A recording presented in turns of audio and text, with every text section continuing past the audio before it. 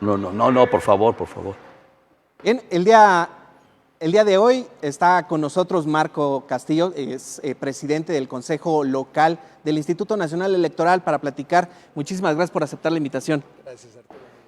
Bienvenido Marcos Rodríguez del Castillo con un gran paquete, porque lo decíamos al inicio, faltan 57 días para la elección, se está poniendo intenso. Iniciaron las campañas el fin de semana para diputados federales, hay ya caminando también las campañas para los gobernadores. Es la elección más importante de la historia de este país, todos tenemos el compromiso de poder salir a votar. ¿Y quién mejor que el vocal titular del Estado de Puebla del INE nos pueda decir cómo está arrancando el proceso electoral en lo que compete al tema federal? Bienvenido. Vicky, muy buenas tardes. Gerardo, Arturo, los saludo con afecto a ustedes, a su auditorio. Pues mira, Vicky, yo te diría que en este momento el proceso electoral va corriendo por dos vías. La vía que tiene que ver con las autoridades electorales. Hoy, precisamente en las juntas distritales del INE de todo el país, se llevó a cabo la segunda insaculación, es decir, hoy ya sabremos quiénes van a ser los presidentes de casilla, los secretarios, los escrutadores, los suplentes generales. El día 13 de abril empezamos con la segunda capacitación a todas las personas que el día 6 de junio estarán recibiendo y contando el voto de sus vecinos. Y por otro lado, por la otra vía, pues está la de los partidos políticos, la de las coaliciones, la de las candidaturas que, como señalabas, desde el 4 de abril y hasta el 2 de junio estarán en campaña pidiendo el voto a los ciudadanos. Es importante resaltar esta labor que hace el Instituto Nacional Electoral, justamente en parte por lo que vivimos a nivel nacional, donde ciertos personajes de un partido político de Morena están intentando presionar para obtener candidaturas en otros estados. Mientras este ambiente a nivel nacional se permea en Puebla, en Veracruz, en Ciudad de México, pues bueno, es importante decirle también a la gente la confianza, que en el Instituto Electoral encuentra confianza, hay ciudadanos, hay todo un ejército trabajando. ¿Cuántas personas van a estar en la jornada electoral? Que ya además ya se capacitaron, la tecnología que se va a utilizar el día de la jornada. Efectivamente, bueno, son más de 70,000 personas las que estarán atendiendo las casillas electorales el próximo 6 de junio. Vamos a instalar en el estado de Puebla 7,805 casillas y cada una de ellas estará integrada por 9 personas, 6 que actuarán con el carácter de propietario, un presidente, 2 secretarios, 3 escrutadores y 3 más con el carácter de suplentes generales.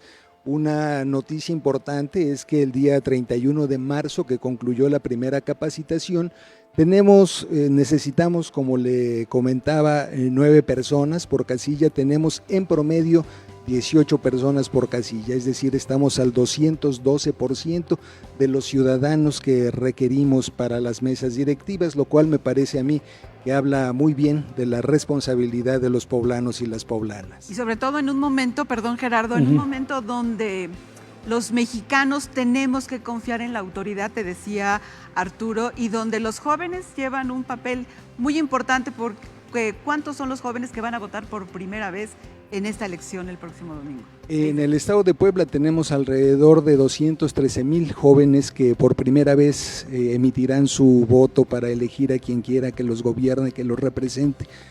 Pero si me permites, Vicky, a mí me gustaría más bien referirme al reto que ha implicado para la autoridad electoral conjugar 2 derechos fundamentales de los mexicanos, el derecho a la salud y el derecho a elegir a quien queremos que nos gobierne y que nos represente. Es decir, todas las decisiones de la autoridad electoral en este proceso han estado cruzadas por la pandemia. Todas las decisiones han tenido que tomar como referente al coronavirus. Así es, Marcos, qué bueno que lo cita, porque este proceso electoral, que es el más grande en la historia del país, el INE tiene 2 retos brutales ante sí. Uno lo está usted citando, la pandemia, y el otro, el choque, el enfrentamiento del presidente de la República contra el órgano electoral, donde un día sí, otro también lo descalifica. ¿Qué mensaje da usted al votante poblano? ¿Cómo decirle que tengan confianza, que crean en ustedes, que su voto va a ser respetado? Gracias, Gerardo. Mire, se acaba de publicar hace unas cuantas semanas la encuesta nacional de cultura cívica.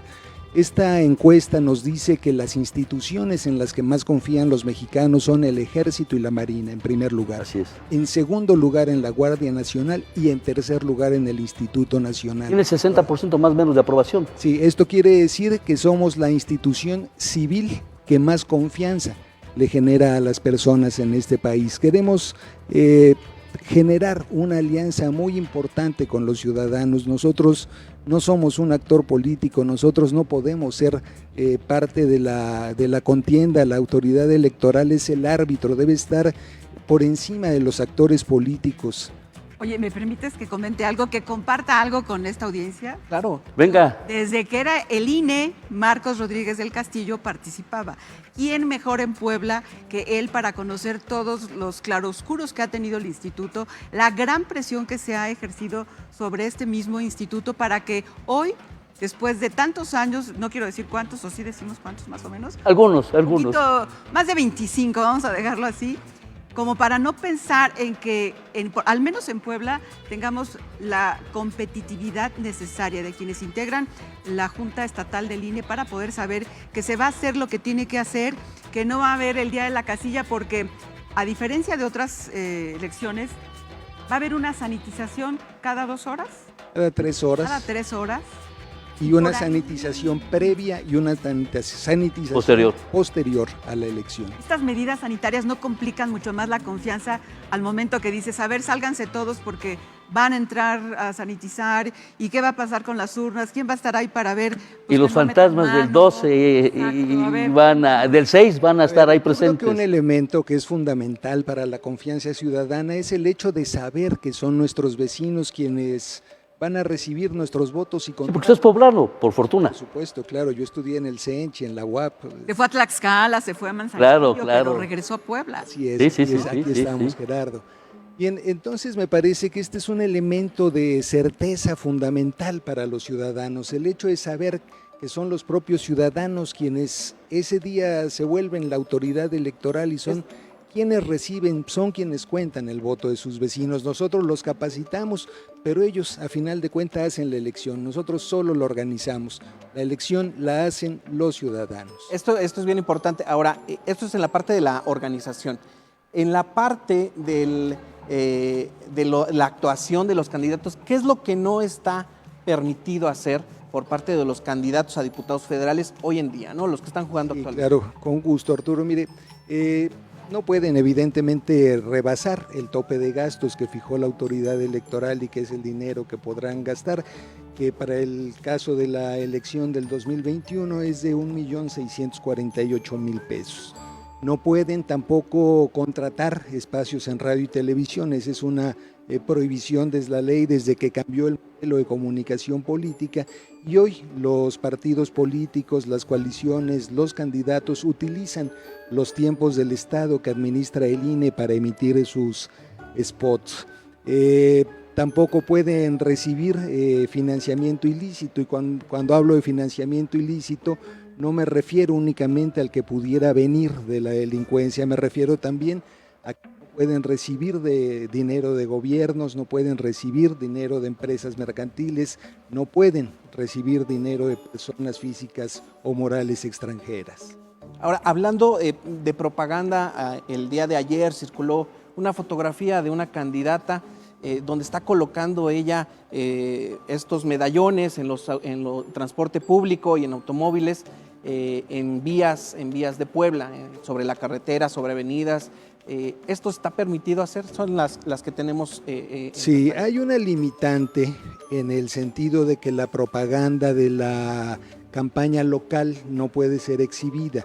Hay una norma jurídica incluso y esto lo regula el Instituto Electoral del Estado. Para el caso de la propaganda de los candidatos a diputados federales, esta prohibición no opera. Ok. O sea, Entonces que sí digamos que puede. no está Sí está, violando es nada. correcto. que es de Ney Salvatore y la No de... está, es decir, no veo pues ningún... No hay falta, vaya.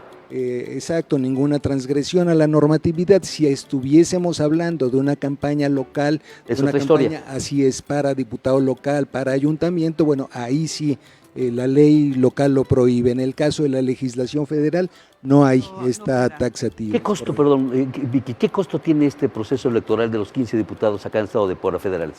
Es muy difícil, Gerardo, poder desagregar las cantidades por entidad federativa, ya que bueno, el costo se asume de manera central, la Global. impresión, por ejemplo, de todo el material, de toda la documentación electoral se lleva a cabo a nivel central. Lo que sí puedo decir es que vamos a hacer una inversión de 1,800 pesos por cada una de las 7,805 casillas electorales para tener insumos que tienen que ver con la emergencia sanitaria. En cuanto a la logística. Así es, vamos a tener Operación.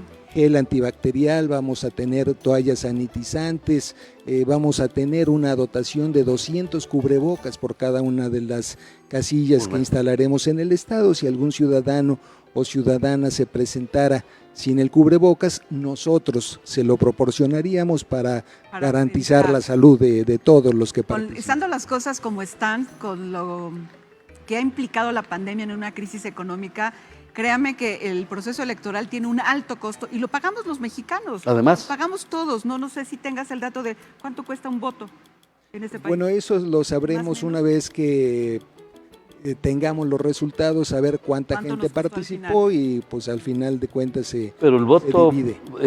en México es el más caro de muchos países de Centro, Sudamérica y de Europa. A ver, Costo unitario por voto.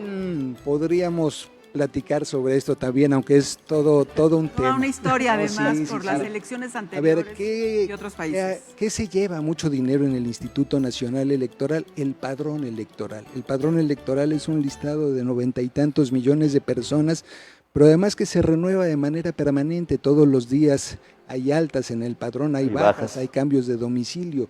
Si alguna otra instancia, por ejemplo, se encargara de llevar el padrón electoral, bueno, el costo de la elección se reduciría enormemente. Un agregado también al presupuesto del Instituto Nacional Electoral son las prerrogativas que se les otorgan a los partidos políticos. Si esto se descargara del presupuesto del Instituto Nacional Electoral y digamos la Secretaría de Hacienda, por ejemplo, les entregara directamente las administraciones de financiamiento público, pues esto evidentemente descargaría también esta imagen de un presupuesto tan obeso para la autoridad electoral. Pero coincido en que el siguiente paso de las elecciones en México es hacerlas. Sin olvidar que el que paga manda. Y mejor que ustedes lo Bueno, lleven. Mejor de eso no hablamos, querido Gerardo. Marcos Rodríguez del Castillo, qué gusto que nos hayas acompañado. Gracias por venir a este estudio. Mario, muchísimas es un placer gracias a poder, ustedes. que no sea la última vez, habrá mucho primera. que comentar. Claro, con mucho gusto. Acerca de esto que apenas ha comenzado y que pues todavía, como le decía, faltan 57 días.